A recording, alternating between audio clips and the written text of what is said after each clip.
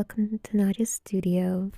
I'm working on page 2 of the traveling book Goes to School, and here I am now getting to illustrate some of the children characters, and the girl in particular will be a little prominent for the first phase in the story. And I actually had to redo this one. I had it all done. I had done the sketch, I had done the inking as I'm doing here on round 2, and then I had most of it painted and realized I had given her a red dress just because I had always envisioned her in a red dress, and then realized, wait, she's holding Twisty and that book is red. And initially I didn't have the little knot on the front cover, so I had completely forgotten that she was indeed the one holding Twisty. So I added that in and then realized, oh, that's red on red. I tried to make it a little more orange, and had this been just a one-off page that wasn't connected to seeing this particular character later, and again is going to be holding Twisty, I might have just made it work.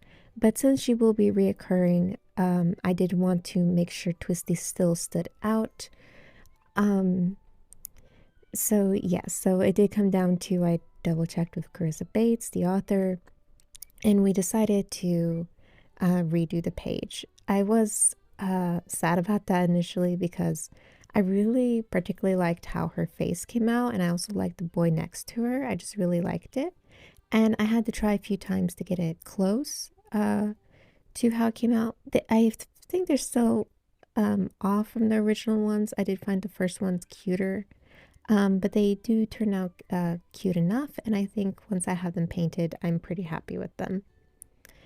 So, yes, this is going to be, these are all students, and they're all together, and I'm trying to pull the two in the front as the main focus, and so you can see that they are holding our main character books.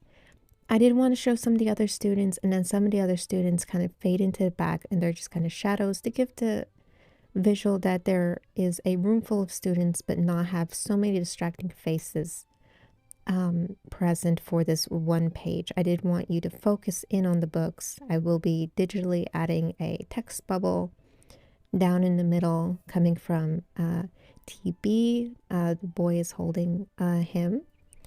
I do regret if you see on the, let's see, the right of the girl, that shadow person, I should have pushed further back because it doesn't match, since it's the girl on her left is even further back, that you can see her very clearly, and the shadow, I feel like you shouldn't. It should be a further back so that the fade makes a little more sense. But hopefully that isn't too bad, and just something that bugs me.